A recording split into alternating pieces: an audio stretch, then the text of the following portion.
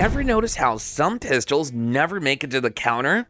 You ask about them, and the dealer just smirks, changes the subject, or says, "Yeah, those don't last a day here." That's no accident. Some of these 9mm move so fast, some move too cheap, and a few, they cut into the margins the shops don't want to talk about. I've watched guys walk in ready to buy, cash in hand, only to be told out of stock before the pistol even touched the shelf. Meanwhile, the same glass case is stacked with guns that nobody's asking for. This list? They're the 9mm pistols your dealer won't push, the ones that outsell, undercut, or embarrass the big names. Some of them you've never even seen in person, and the number one spot? That pistol rattled the counter boys so bad they won't even mention it unless you know the secret handshake. Stick around. By the end of this, you'll know exactly why dealers hate this list.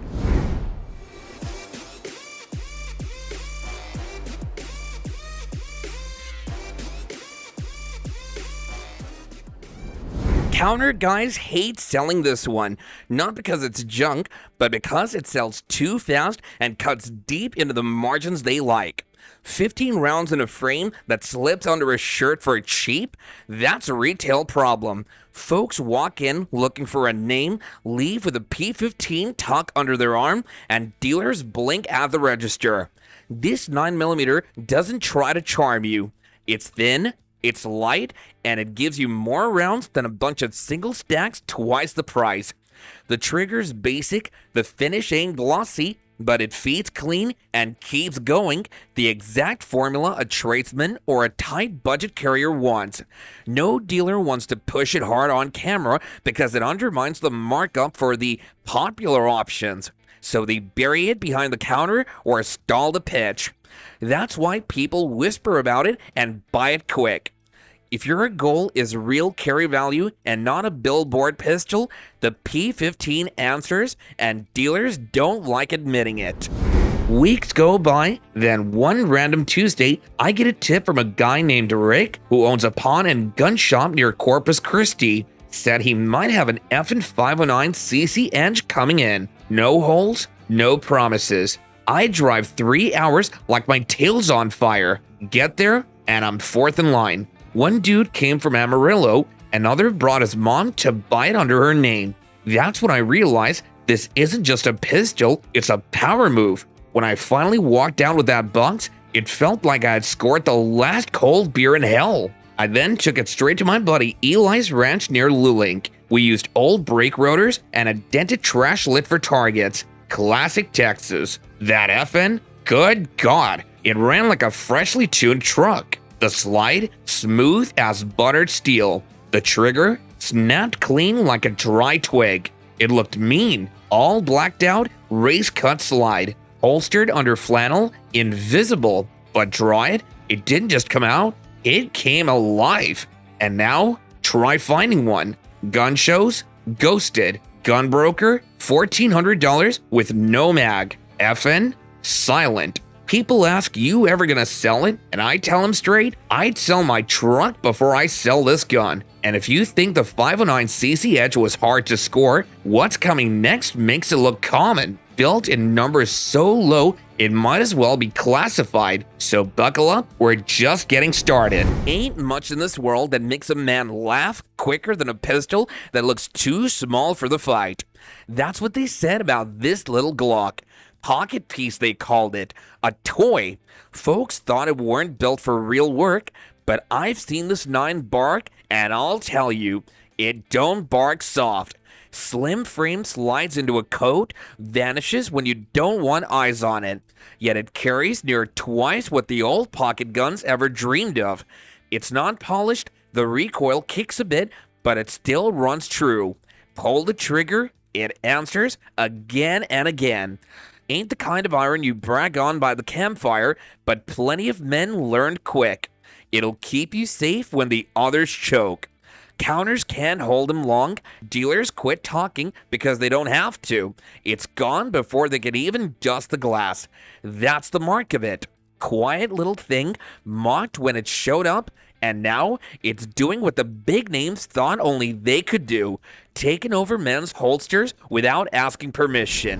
The first time I got my hands on the Kimber R7 Mako, I was in San Antonio killing time at a buddy's shop that smelled like old leather and CLP. Wasn't even looking, just picking up Glock ammo. But there it was, behind the glass like it didn't belong. Compact, blacked out, sliced like a street fighter. Felt like if a Hellcat married a custom Glock and raced a kid on bourbon and silence. I picked it up and instantly knew this wasn't built for Instagram. It was made to live under your hoodie, stay quiet, and go loud only when it had to. Trigger, tight. Recoil, didn't slap. Grip, like it already knew me. And that was the last time I ever saw one in person. Months of calls from Dallas to Corpus and even Waco and nothing. One guy said, unless your cousin works at Kimber, good luck. The optic-ready version? Don't even ask. My buddy Jason gave up and bought the standard one. Now, he dry fires it in his garage like it let him down.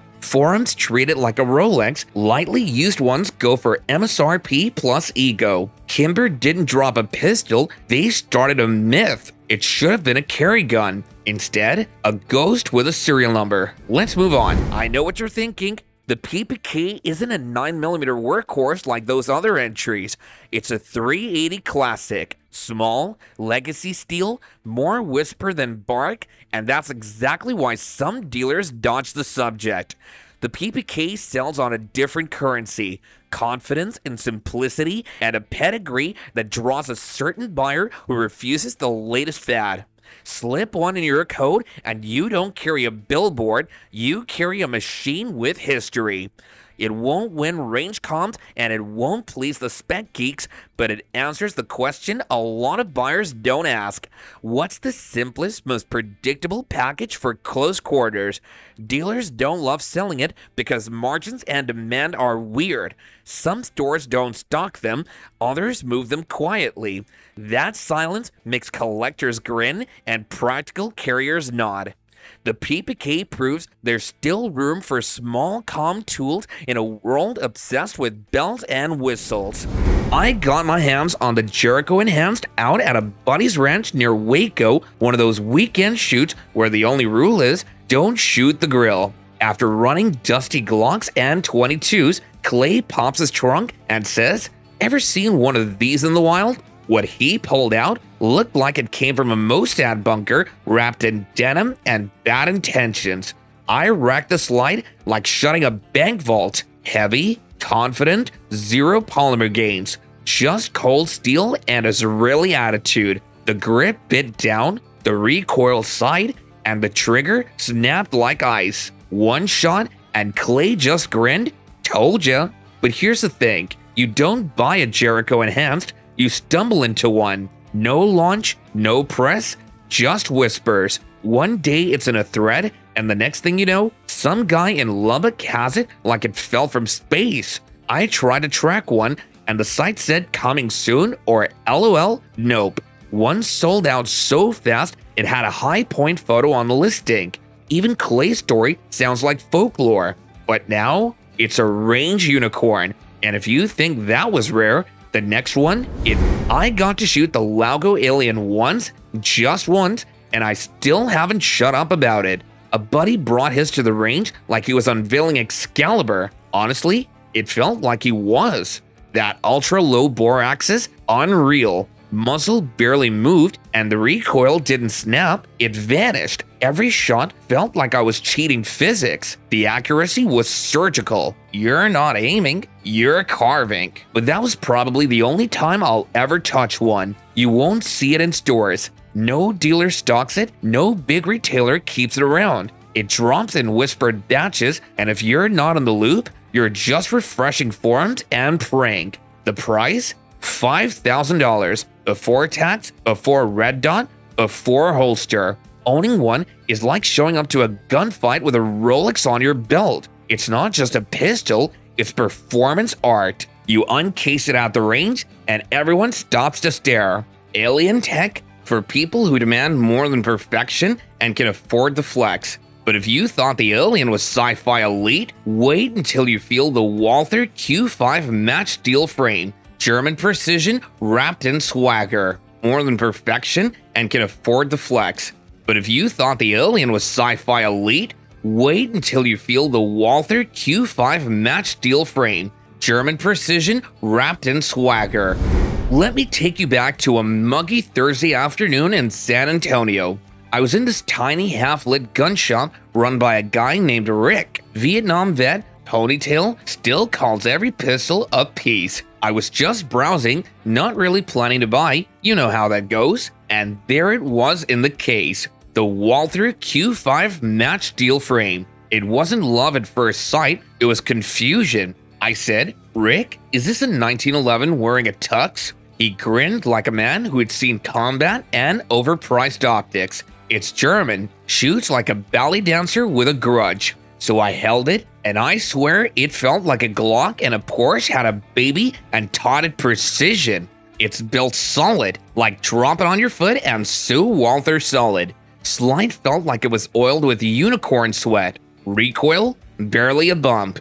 So, what's the problem? Why don't you see more of this in Corpus or Dallas ranges? Because Walther doesn't flood shelves, they trickle them out, like some kind of tactical bourbon drop. You blink and you miss it. Then, you check Gunbroker and see some clown trying to flip it for $2,100 like it's a Rolex. Oh, and MSRP? Around $1,700 without optics. So now you're doing the "do I buy this or 3 Glocks in a month of gas" math? And for most folks, it just ends up as a wish list wall hanger. Beautiful, perfect, unreachable. Like that girl in high school who's now married to a dentist in Austin.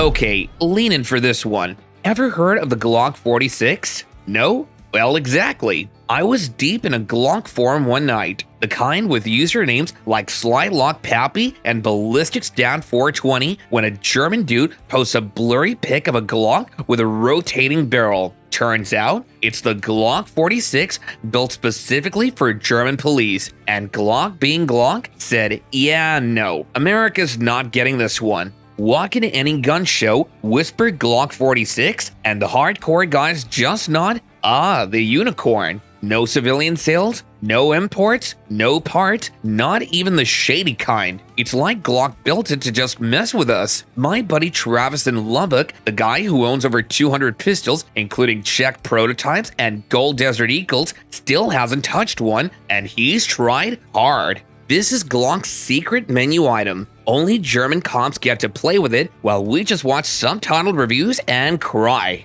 If the 46 is the quiet flex, rare, subtle, and mythic, then what's next? Total opposite. Loud, flashy, built like a Dodge Charger with a red dot glued to the hood. Let me just say this straight.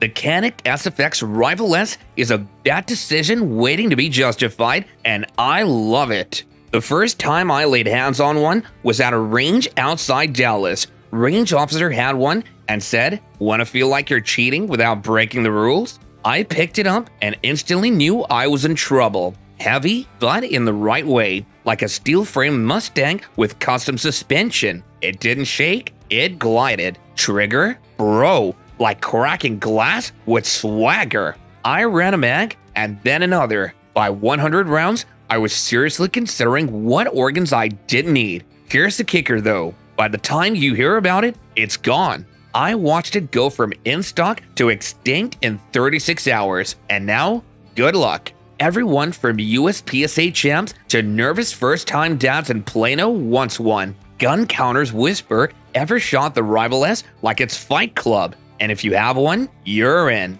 It's sold out faster than Coors at a rodeo and now lives on everyone's someday list. It's the kind of gun where people stop and say, "Wait, what is that?" And when you say Canik, they pause like, "The Turkish one?" Yep, the Turkish brought the heat and didn't miss. But listen up, if this Canik is precision on steroids for you, the next one's got soul. This is the kind of pistol your granddad would have mounted above the fireplace. And no, I'm not naming it just yet. You'll want to be sitting down for that one. Waco, Texas, mid-August. Sweaty palms, dusty boots, steel targets baking in the sun.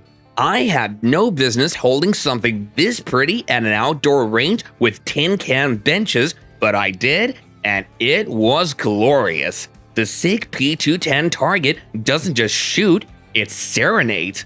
That trigger, it doesn't break, it glides like dragging a hot knife through a wedding cake. First shot, I literally paused and said, well hell, that felt illegal. It's Swiss in origin, because of course it is. Precision, elegance, overbuilt like a damn Rolex. You shoot it and start questioning your taste in everything. Cars, shoes, and friends. Took it to a little private range out of San Antonio.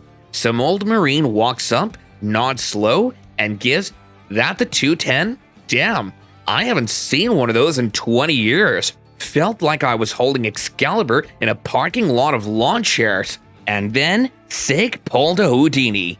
Vanished from US shelves without even a courtesy text. No press release, no drama, just poof, gone. And now they go for $2,500+ and the worst part, I don't want to shoot mine anymore. It sits in the safe like grandma's china. You want to, but you know if you chip it, it'll hurt your soul. But hey, if that felt like a holy relic, wait till you meet the Italian who walked in wearing a leather jacket and drop-kicked the nostalgia crowd.